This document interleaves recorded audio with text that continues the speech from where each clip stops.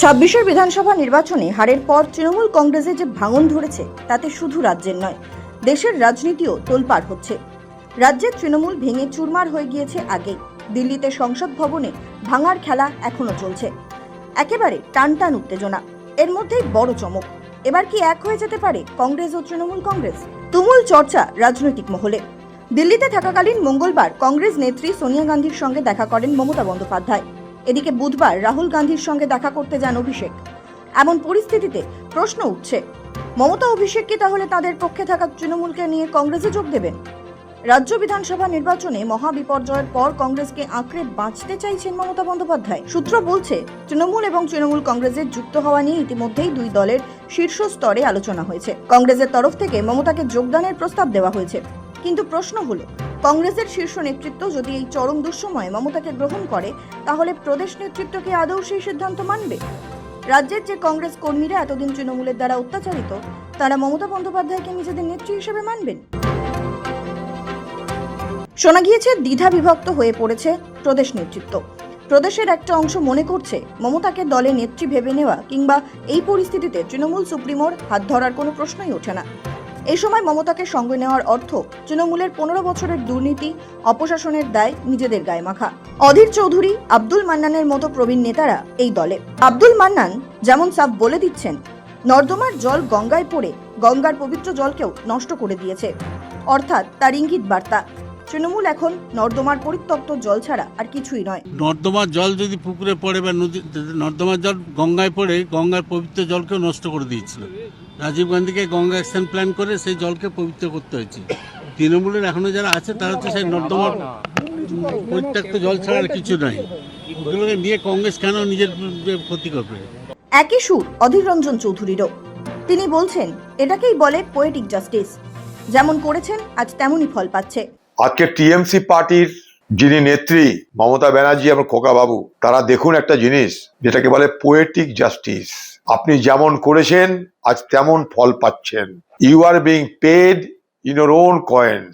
তোমরা বাংলায় এইভাবেই বিরোধী দলকে তছনছ করে দিয়েছিলে।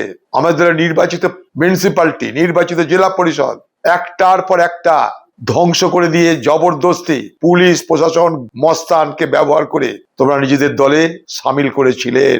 তখন আমরা যখন প্রতিবাদ করতাম তখন তোমরা বলতে উন্নয়নের জন্য মমতা ব্যানার্জি টিএমসিতে যোগদান করছে।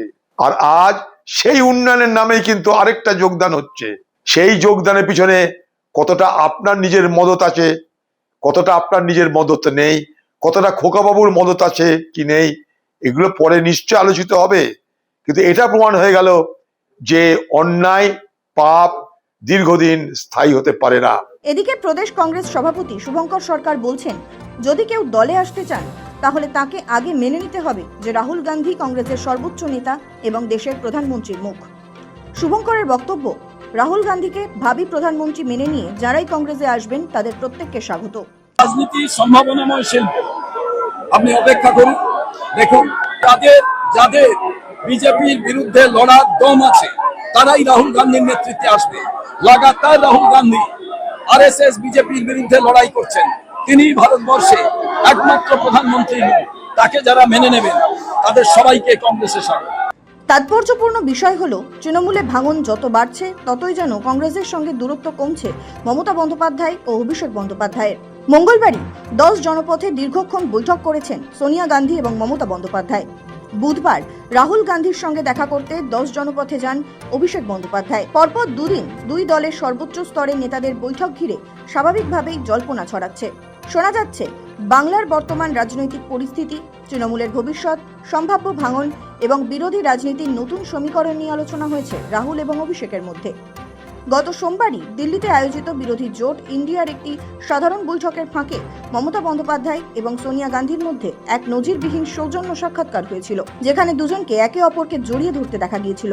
এরপর মঙ্গলবার বিকেলে সরাসরি সোনিয়ার 10 জনপথের বাসভবনে গিয়ে হাজির হন মমতা।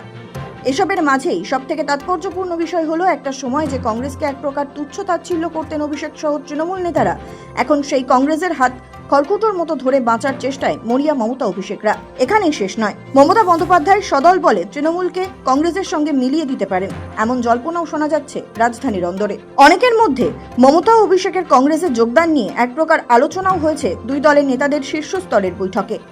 কংগ্রেসের তরফেই নাকি মমতাকে সর্বভারতীয় স্তরে বড় কোনো পদ এবং অভিষেককে মাঝারি মাপের একটি পদ দেওয়ার প্রস্তাব দেওয়া হয়েছে। অনেকেই বলছেন মমতা ও অভিষেকের কংগ্রেসে যোগদান নিয়ে এক প্রকার আলোচনাও হয়েছে দুই দলের নেতাদের শীর্ষ স্তরের বৈঠকে। তাতেই আপত্তি কংগ্রেসের প্রদেশ নেতৃত্বের। সব মিলিয়ে চর্চা তুঙ্গে। তবে সবকিছুরই উত্তর দেবে সময়। ব্যুরো রিপোর্ট, সময় কলকাতা।